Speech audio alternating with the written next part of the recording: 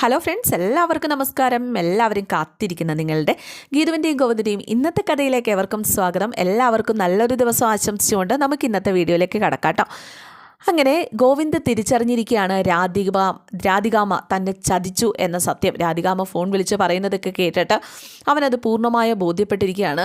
കണ്ണുകളടച്ച് ഗീതുവിനെ ചേർത്ത് പിടിച്ചുകൊണ്ട് തന്നെ കണ്ണുകളടച്ച് നിന്നിട്ട് കണ്ണാ നിറഞ്ഞൊഴുകുകയാണ്. ഗീതുവിന് മുകളിലേക്ക് ഇങ്ങനെ നോക്കാൻ പറ്റില്ല, കാരണം അവനെ ഇങ്ങനെ ചേർത്തണച്ച് ആ മുറുക്കി ഇങ്ങനെ പിടിച്ചിരിക്കുന്നത് കൊണ്ട് തന്നെ എന്താണ് കണ്ണേട്ടന് പറ്റിയതെന്ന് മനസ്സിലായില്ല. പക്ഷേ ആ ഫോൺ സംഭാഷണം കേട്ടതിന് ശേഷമാണ് കണ്ണേട്ടൻ്റെ ഈ ഭാവമാറ്റം എന്ന് ഗീതു ഇങ്ങനെ ചിന്തിക്കുക കേട്ടോ. എന്തായാലും പതുക്കെ ഗോവിന്ദ് കണ്ണൊക്കെ തുടച്ച് മാറിയിരിക്കുകയാണ്. പതുക്കെ അവളിൽ നിന്ന് അങ്ങ് മാറിയിരിക്കുക. അപ്പോൾ എന്താ കണ്ണേട്ടാ പറ്റിയത്, എന്താ പ്രശ്നം, എന്തിനാ കണ്ണേട്ടന് സങ്കടപ്പെടുന്നത്, എന്തിനാ കണ്ണേട്ടൻ ടെൻഷനായത് എന്നിങ്ങനെ ചോദിക്കുക. അപ്പോൾ ഇത് ഏത് റൂമാണ് എന്നൊക്കെ ഇങ്ങനെ നോക്കുന്നുണ്ട്. അപ്പോൾ അവരെന്തായാലും വന്നു പെട്ടിരിക്കുന്നത് അവരുടെ റൂമിലല്ല, വേറെ ഏതോ ഒരു റൂമിലാണ്. അവരുടെ റൂമിലേക്ക് പോകാനായിട്ട് തുടങ്ങുന്ന സമയത്താണ് ഈ രാധികാമ്മ വന്നിട്ട് ഇടയ്ക്ക് കയറി ഇത്രയും പ്രശ്നമായിട്ട് ആ മുറിയിലേക്ക് കയറി പോയതുമൊക്കെ ആ ഒരു സമയത്താണ്. എന്തായാലും ഇനിയിപ്പോൾ ഇത് ആരുടെ റൂമാണ്, ഇനിയിപ്പോൾ നമ്മൾ എങ്ങനെ പുറത്തിറങ്ങും, ഇതിൻ്റെ കീ പുറത്തല്ലേ, അവർ പുറത്തുനിന്നാണല്ലോ പൂട്ടിയിട്ട് പോയിരിക്കുന്നത്, എന്ത് ചെയ്യും എന്നൊക്കെ പറഞ്ഞ് ഗീതു ഇങ്ങനെ നോക്കുന്നുണ്ട്. പക്ഷേ ഗോവിന്ദ് ഇവിടെയൊന്നും അല്ല എന്ന് മനസ്സിലാക്കി ഗീതു കാര്യം തിരക്കാണ്. എന്താ ഗോവിന്ദേട്ടാ, എന്താ കണ്ണേട്ടാ, എന്താ പറ്റിയത് എന്ന് ചോദിച്ചു കഴിഞ്ഞപ്പോഴേക്കും പതുക്കെ അവളെ ചേർത്ത് പിടിച്ചുകൊണ്ട് ഒന്നുമില്ല ഗീതു എന്നിങ്ങനെ പറയാം. പക്ഷേ ഗോവിന്ദേട്ടൻ കണ്ണ് നിറഞ്ഞിരിക്കുകയാണല്ലോ. അപ്പോൾ കണ്ണേൻ്റെ കണ്ണെന്താ നിറഞ്ഞിരിക്കുന്നത്, എന്താ പറ്റി, എന്താ ടെൻഷനാ, എന്ത് കണ്ടിട്ടാ എന്തിനാ ഇത്ര സങ്കടം എന്നൊക്കെ ഗീത ചോദിച്ചു കഴിഞ്ഞപ്പോഴേക്കും സങ്കടമൊന്നുമില്ല, നീ കൂടെയുള്ളപ്പോൾ ഞാൻ എന്തിനു സങ്കടപ്പെടാനാണ്, നീയല്ലേ എനിക്കുള്ളൂ, നീ മാത്രമല്ലേ എനിക്കുള്ളൂ എന്നൊക്കെ പറഞ്ഞിട്ട് അവളെ ചേർത്ത് പിടിക്കുക. ഞാനുണ്ടല്ലോ, പിന്നെ എന്തായാലും കണ്ണേട്ടൻ്റെ ഈ സങ്കടം മാറ്റണം എന്ന് തന്നെ ഗീത തീരുമാനിച്ചു. അതേ, എവിടെയാണെങ്കിലും നമ്മൾ ഒരുമിച്ചാണ്, പിന്നെ എന്തിനാ ഈ സങ്കടപ്പെടുന്നത്, എവിടെയാണെങ്കിലും നമ്മൾ ഒരുമിച്ച്, നമ്മുടെ റൂമിൽ പോകാൻ പറ്റില്ലെങ്കിൽ എന്താ കുഴപ്പം, നമ്മൾ ഇവിടെ ഒരുമിച്ചില്ലേ. പിന്നെ ഇനിയിപ്പോൾ ആരും നമ്മളെ ശല്യപ്പെടുത്താനായിട്ട് വരില്ല, ആരും, അത് ഓർത്തിട്ട് പേടിക്കുകയും വേണ്ട. പക്ഷേ അവരെന്നെ അന്വേഷിക്കില്ലേ എന്നിങ്ങനെ ചോദിക്കുക. അവരന്വേഷിച്ച് എന്നെ കാണാതാവുമ്പോൾ അതൊരു പ്രശ്നമാവില്ലേ എന്നിങ്ങനെ ചോദിച്ചു കഴിഞ്ഞപ്പോഴാണ് പുറത്ത് ആ ഡോറ് തുറക്കണ സൗണ്ട് കേട്ടതും ഇവർ മാറി ഇങ്ങനെ ഇരിക്കുക കേട്ടോ. ഡോറ് തുറക്കണ സൗണ്ട് കേട്ട് കഴിഞ്ഞപ്പോഴേക്കും, കാരണം ഇത് ആരാണെന്ന് അറിയത്തില്ല, പേടിച്ചറിഞ്ഞ് ഇരിക്കുകയാണ്. പക്ഷേ ഡോറ് തുറന്ന് കയറി വന്നത് മറ്റാരുമല്ല, നമ്മുടെ അജാസും അവർണയ്ക്കും കൂടിയിട്ടാണ്. കാരണം അജാസിനും അവർണയ്ക്കും അറിയാം ഇവരിവിടെ ഇതിനകത്ത് പെട്ടുപോയി എന്ന കാര്യം അറിഞ്ഞിട്ടുണ്ട്. അങ്ങനെ അജാസും അവർണയ്ക്കും ഇവർക്ക് ബാഗൊക്കെ കൊണ്ട് കൊടുക്കുകയാണ്. അപ്പോൾ നിങ്ങളിനി എങ്ങനെ പോകും, അത് ഞങ്ങൾ എങ്ങനെയെങ്കിലും പോകാം, നിങ്ങളെ ആരെങ്കിലും കണ്ടായിരുന്നോ എന്ന് ഗോവിന്ദ് ഇങ്ങനെ ചോദിക്കുക. അപ്പോൾ അജാസ് പറഞ്ഞില്ല, ഞങ്ങളെ ആരും കണ്ടിട്ടില്ല, നിങ്ങളെ ആരും കാണാതെ നോക്കിയാൽ മതി. എന്തായാലും വല്ലാത്തൊരവസ്ഥയിൽ എത്ര നേരമായിന്നറിയാമോ ഞങ്ങൾ ഇതിനകത്ത് പെട്ട് കിടക്കുന്നോ. അതിൻ്റെ ഇടയ്ക്ക് മറ്റൊരു സംഭവം കൂടി ഉണ്ടായി, കിഷോർ വന്നിരുന്നു ഇവിടെ എന്ന് ഗോവിന്ദ് ഇങ്ങനെ പറഞ്ഞു കഴിഞ്ഞപ്പോഴേക്കും, കിഷോർ വരുമല്ലോ, അതെ, കിഷോറിന് ഞങ്ങളൊരു പണി കൊടുത്ത് വരുത്തിയതാണ് എന്നും അജാസ് പറയാം. അവന് എനിക്കിട്ട് പണി തന്നതിന് മൊത്തം അവനായിട്ട് പണികൾ തന്നെ കൊടുത്തുകൊണ്ടിരിക്കുകയല്ലേ. എന്തായാലും ഞങ്ങൾക്ക് ഇനി ഇവിടെ നിൽക്കാൻ പറ്റില്ല, ഞങ്ങൾക്ക് പോകണം, അപ്പം നിങ്ങൾ എൻജോയ് ചെയ്യുക, ഇനി ഈ റൂമിൽ നിന്ന് മാറി ആ റൂമിലേക്ക് നിങ്ങളുടെ റൂമിലേക്ക് പോകാൻ കുഴപ്പമൊന്നും ഇല്ലല്ലോ എന്നിങ്ങനെ അജാസ് ഇങ്ങനെ ചോദിക്കാം. എന്നാൽ പോകാം, പിന്നെ ഫോണൊക്കെ ബാഗിലുണ്ടല്ലോ. അങ്ങനെ ഫോൺ എടുത്തിട്ട് അപ്പോൾ രാധികാമ്മ അന്വേഷിക്കുമല്ലോ. അപ്പോൾ ഫോൺ എടുത്തിട്ട് രാധികാമ്മയ്ക്കൊരു മെസ്സേജ് അയക്കുക, ഇവിടുന്ന് നാട്ടിലേക്ക് പോയിന്നോ എങ്ങോട്ടേലും പോയിന്നോ, നിങ്ങൾ പേടിക്കുമൊന്നും വേണ്ടാന്നോ, എന്തെങ്കിലും ഒരു മെസ്സേജ് അയക്കുക എന്നൊരു രീതിയൊക്കെ പറഞ്ഞൊപ്പിച്ചിട്ട് അജാസും അവർണികയും അവിടെ നിന്ന് പോവുകയാണ്. ഇവരെന്നിട്ട് എന്തായാലും മെസ്സേജ് അയക്കാം, എന്തയക്കും എന്നൊക്കെ ഒന്ന് ആലോചിച്ചിട്ട് അവസാനം മെസ്സേജ് അയക്കുകയാണ് കേട്ടോ. ഇതേ സമയമുണ്ടല്ലോ രാധികാമ്മ ആകെ ടെൻഷനിൽ. രാധികാമ്മ ഫോണൊക്കെ വിളിച്ചു കഴിഞ്ഞിട്ട് ഇവരെല്ലാം പോയി അന്വേഷിക്കാൻ പോയവരെല്ലാവരും തിരിച്ചു വന്നു. ആരും ഗോവിന്ദനെ കണ്ടിട്ടില്ല. എല്ലാവരും വന്നവരെല്ലാവരും അങ്ങോട്ടും ഇങ്ങോട്ടും പരസ്പരം ചോദിക്കുകയാണ്, ഗോവിന്ദേട്ടൻ അവിടെ ഇല്ലല്ലോ, ഇവിടെ ഇല്ലല്ലോ, പിന്നെ എവിടെ പോയി ഗോവിന്ദ്, മുഹമ്മൂടി തന്നെയായിരിക്കും ഗോവിന്ദിനെ എന്തെങ്കിലും ചെയ്തിട്ടുണ്ടാവുക എന്നോർത്ത് ആകെ പരിഭ്രമിച്ച് നിൽക്കുക. അപ്പോൾ മാനേജർ വന്നിട്ട് എന്താ പ്രശ്നം എന്ന് ചോദിച്ചു കഴിഞ്ഞപ്പോഴേക്കും ഗോവിന്ദിനെ കാണാനില്ല. ഗോവിന്ദ് സാർ ഇവിടെ എവിടെയെങ്കിലും തന്നെ കാണും.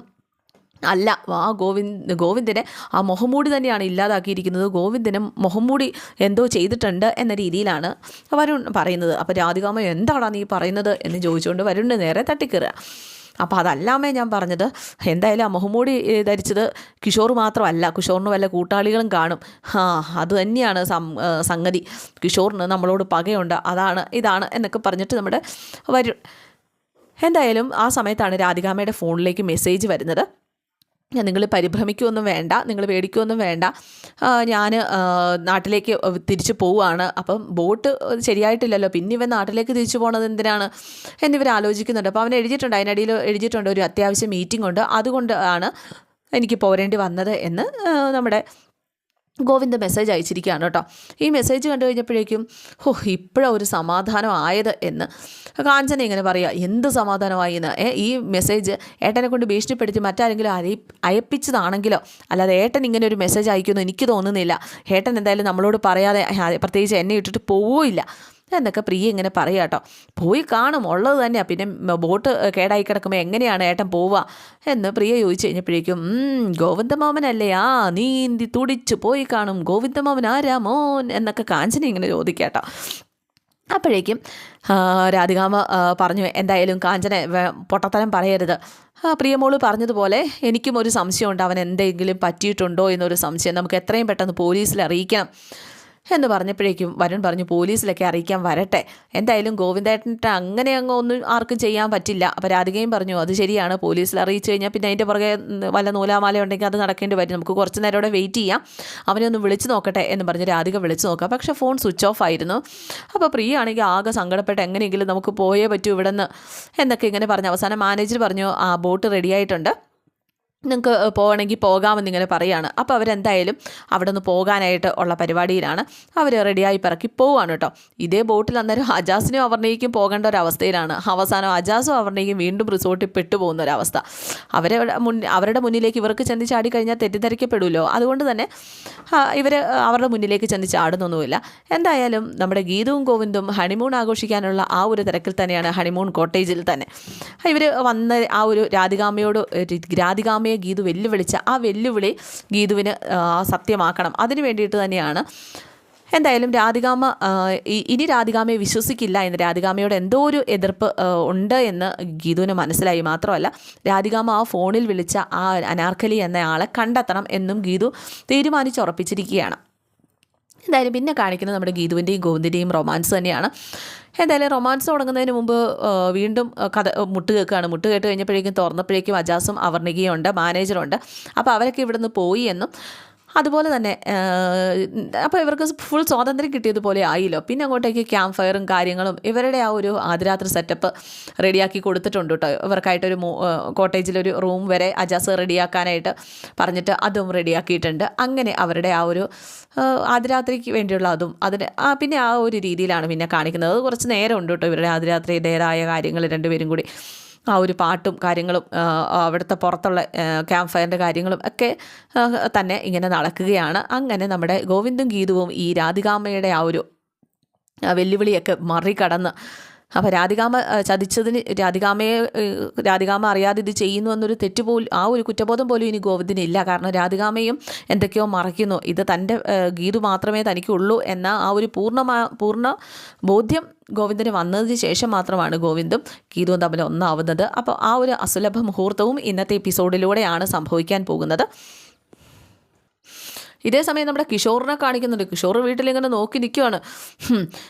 പുഴ നീന്തി മറ്റേ അവിടെ നിന്ന് കായൽ നീന്തി അവൻ അക്കരെ എത്തിയിരുന്നു നോക്കി നിൽക്കുക. അവൾ തിരിച്ച് വീട്ടിലേക്ക് വരുമ്പോൾ അവൾക്ക് രണ്ടെണ്ണം കൊടുക്കാനായിട്ട്, രാത്രിയായിട്ടും വരുന്നില്ല. അപ്പോൾ അവൾ രാത്രിയും അവിടെ തങ്ങാണ് എന്ന് പറഞ്ഞിട്ട് അജാസ് ഇവളെ ഇങ്ങനെ അജാസിനോടൊപ്പം അവളെ ഇങ്ങനെ വിട്ടാൽ പറ്റില്ല, അവൾ ഈ രീതിയിൽ പോയി കഴിഞ്ഞിട്ടുണ്ടെങ്കിൽ എൻ്റെ കയ്യിൽ നിന്ന് എല്ലാം നഷ്ടമാകും, കിട്ടിയ 10 കോടിയും നഷ്ടമാകും, ഈ രീതിയിൽ പോയാൽ പോരാ, അവരുടെ കൂടെ നിർത്തിയേ പറ്റൂ, അതിനുവേണ്ടി അഭിനയിച്ചാലും വേണ്ടില്ല എന്ന രീതിയിലൊക്കെ കിഷോർ തീരുമാനമെടുക്കുകയാണ് കേട്ടോ.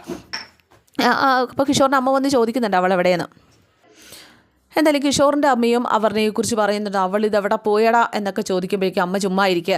അവൾ പോയത് എവിടെയാണെന്ന് എനിക്കറിയാത്തടത്തൊന്നും അല്ലല്ലോ, നീ ഇങ്ങനെ വളം വെച്ച് കൊടുത്തോ, അവനോടൊപ്പം രാവിലെ പോയിട്ട് അവൾ ഈ രാത്രിയായിട്ട് മടങ്ങി വന്നിട്ടില്ല, ഇങ്ങനെ ഒരു ഒണ്ണാക്കനായി പോയല്ലോ എൻ്റെ മോൻ എന്നൊക്കെ പറഞ്ഞിട്ടാണ് ആ സ്ത്രീ പോവുകയൊക്കെ ചെയ്യുന്നത്. എന്തായാലും ഗീതുവിൻ്റെയും ഗോവിന്ദിൻ്റെയും ആ ഒരു പ്രണയ സാഫല്യം ഗീതാ ഗോവിന്ദം പൂർത്തിയായിരിക്കുന്നു എന്ന രീതിയിലേക്കാണ് ഇന്നത്തെ എപ്പിസോഡ് പോകുന്നത്. അതുകൊണ്ട് തന്നെയാണ് ഇന്നത്തെ എപ്പിസോഡ് വൈകുന്നത്. അപ്പോൾ എല്ലാവർക്കും ഇഷ്ടമായി എന്ന് വിചാരിക്കുന്നു.